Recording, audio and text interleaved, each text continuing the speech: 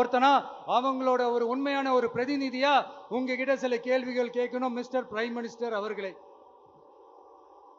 நம்ம தமிழ்நாட்டு மீனவர்கள் கிட்டத்தட்ட ஒரு 800 பேருக்கு மேல இலங்கை கடற்படையால தாக்கி அழிக்கப்பட்டிருக்கிறாங்க. அதை கண்டிக்கிறதுக்காக உங்களை பெருசா எதுவும் செய்ய சொல்லல, சின்னதா ஒண்ணே ஒண்ணு மட்டும் செஞ்சு கொடுங்க.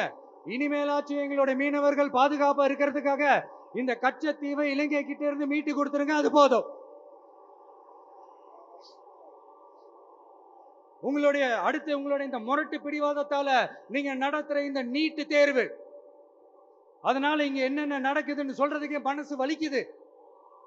அதனால அந்த நீட்டு தேர்வு தேவையில்லைன்னு அறிவிச்சிருங்க, அது போதும். செய்வீர்களா திரு நரேந்திரபாய் தாமோதர் மோடிஜி அவர்களே? எங்களுக்கு என்னென்ன தேவையோ என்னென்ன நல்லதோ அதெல்லாம் செய்ய மாட்டேங்கிறீங்க. ஆனா ஆட்சி அதிகாரத்தை மட்டும் கையில வச்சுக்கிட்டு மக்களை ஏமாத்த நேரடியாக ஒரு பாசிச பாஜக அடிமை கூட்டணி ஒண்ணு.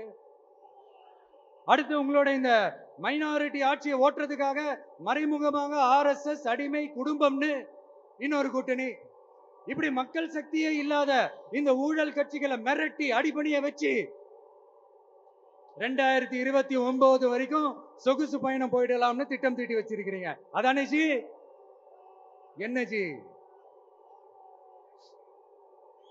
ஒண்ணு மட்டும் சொல்றேன், தெரிஞ்சுக்கங்க.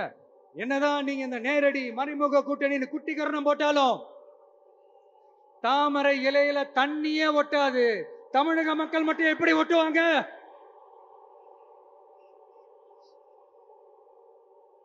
இங்க ஒரு MP சீட்டு கூட தரலன்றதுக்காக தமிழ்நாட்டுக்கும் தமிழ்நாட்டு மக்களுக்கும் எதுவுமே செய்யாம ஓரவஞ்சனை செய்யுது இந்த ஒன்றிய பாஜக அரசு.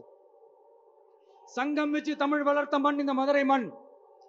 அதனால இங்க அந்த கீழடியில கிடைச்ச ஆதாரங்களை எல்லாம் மறைச்சிட்டு எங்க நாகரிகத்தையும் எங்க வரலாறையும் அழிக்கிறதுக்காக உள்ளடி வேலை செய்யலாம்னு நினைக்கிறீங்க.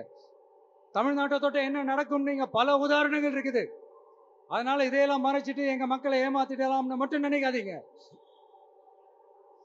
மத நல்லிணக்கத்திற்கு பெயர் பெற்ற இந்த மதுரை மண்ணிலிருந்து சொல்றேன், உங்க எண்ணம் எல்லாம் ஒரு நாளும் ஈடேறாது.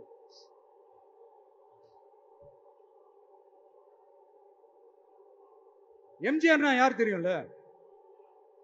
அவரு மாஸ்னா என்னன்னு தெரியும்ல? அவர் உயிரோடு இருக்கிற வரைக்கும் அந்த சிஎம் சீட்டை பத்தி ஒருத்தராலையும் நினைச்சு கூட பார்க்க முடியல, கனவு கூட காண முடியல.